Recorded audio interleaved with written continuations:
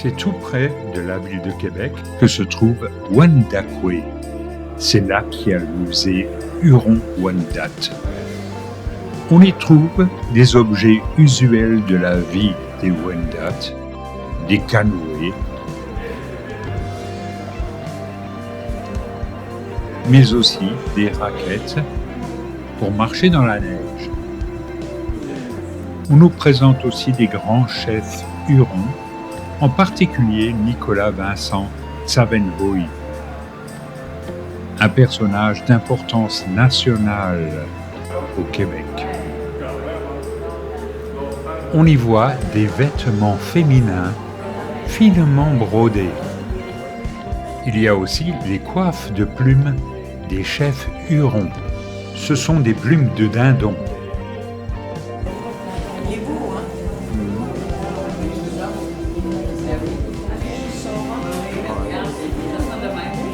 Les Hurons-Wendat vivaient dans des maisons longues, dont voici une maquette.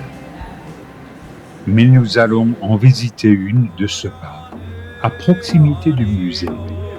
On rentre par une haute palissade comportant une entrée à chicane. Elle est certes relativement modeste, parce qu'une maison longue était modulaire, on pouvait l'allonger à qui mieux mieux. Nous sommes accueillis par Sam, qui lui n'est pas Wendat, mais Innu.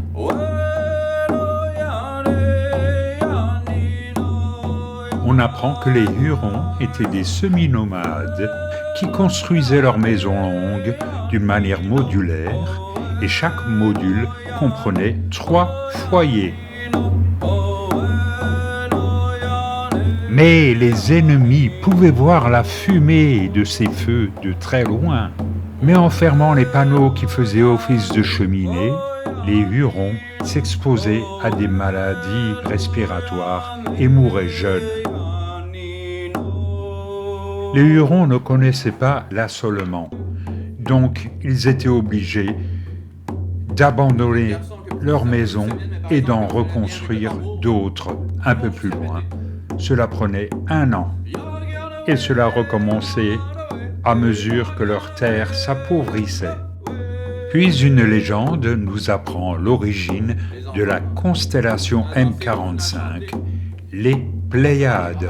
Pour les appeler, dire que le repas est prêt. Mais quand on entend le rythme du tambour, elle se pose des questions. Sam nous a également narré la légende du lièvre et du chevreuil. Et au contraire de la fable, cette fois-ci, c'est le lièvre qui a gagné. C'est peut-être une coïncidence. Mais quelques instants après ça, elle entend les garçons.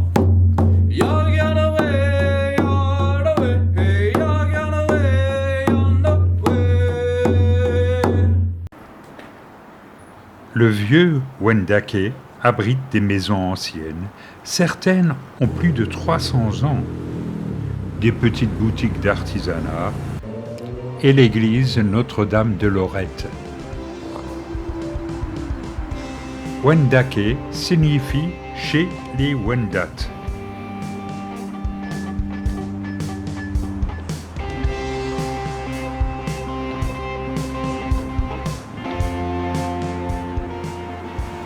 À l'époque où les Hurons habitaient dans la région des Grands Lacs, ils étaient appelés Wendat, ce qui signifie les habitants de l'île.